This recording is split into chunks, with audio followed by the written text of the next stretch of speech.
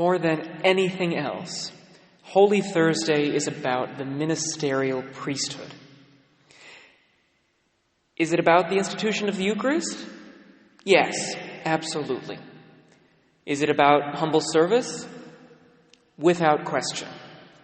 But it is about these things because it is also about the ministerial priesthood. To understand this, we first have to understand the apostles. Choosing 12 apostles was essential to Jesus' ministry. He did not choose them on a whim or because he liked to have an entourage. He chose them, as St. Luke describes, after spending an entire night in prayer. This was a deliberate, intentional decision. Jesus chose the 12 because he knew from the very beginning that he was going to establish a church, a community of believers that was going to carry on his mission and ministry in every culture and every era. Jesus would, of course, always be the head of his church, but he needed tangible leaders who could stand in his place once he had ascended into heaven and who could minister to his followers on his behalf. Now, these apostles could simply have been preachers, teachers, and evangelists, and they certainly were that. They could simply have been administrative leaders of the new Christian community, and they were that too. But Jesus had something even greater in mind for them. On the last night before he died, Jesus celebrated the Passover with these chosen men. And at it, he did something very strange. He took 2 traditional parts of the Passover meal and he changed them, saying over the bread, "This is my body that is for you." And over the cup, "This cup is the new covenant in my blood." Jesus took this ancient ceremony of the Jews and brought it to its fulfillment in him. He was the sacrificial paschal lamb, and he gave himself up in the presence of his apostles in order to establish a new covenant in his blood. But even then, it could have ended there. The Passover was fulfilled. The lamb was sacrificed. And yet, at this same meal, Jesus says something extraordinary. He says, "Do this in remembrance of me." With these words, Jesus established his apostles as priests. He charged them to offer worship in perpetuity, in a way they would only fully understand after the resurrection. The Last Supper is not just a supper, it is an ordination. A religious offering requires a priest, and in this one moment, the new and everlasting covenant is established, along with the new and everlasting priesthood. And this priesthood, for reasons known only to God, was entrusted exclusively to Jesus' apostles, even though he could have given it to all of his followers, or even his Immaculate Mother.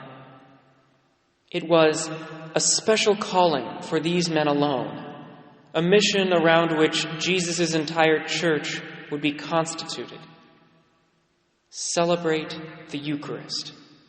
Offer the Mass. Do this in memory of me. It had been Jesus' plan from the beginning that there would be special followers, chosen by the Lord himself to carry out this all-important duty. It had been Jesus' plan from the beginning to raise up priests in the new covenant. So where does the foot washing come in? Why did St. John lay such a heavy emphasis on this action of the Last Supper when he wrote his gospel? A gospel which some scholars believe was intended as a supplement to fill in the gaps of the other gospel accounts. Why preserve this detail for all time? The answer is, again, the priesthood. The Gospel of St. John is not kind to the leaders of the Jewish people, almost all of whom were temple priests. In this Gospel, these priests are shown to be blinded to the identity of Jesus by their own arrogance and pride. These leaders were too attached to their established interpretation of the Jewish law, an interpretation that kept them in power and in control of the people. St. John shows Jesus giving his apostles, his new priests, an alternative model of priesthood. Priesthood is not about power, but about humble service. Priesthood is not about controlling the Christian people, but about ministering to them in love. We lose so much of the power of this imagery if we think of it as a generic call to service for all of Jesus' disciples. It is not. It is, before all else, an image which must convict the hearts of our priests. The temptation to power and to control exists as much in the priesthood of the New Covenant as it did in the Old. The action of washing feet, an action reserved to the priest in the liturgies of the Church, which I am sad we cannot celebrate this year, is intended as a reminder for the priest that the teacher and master himself instituted the priesthood with a profound, humiliating act of service.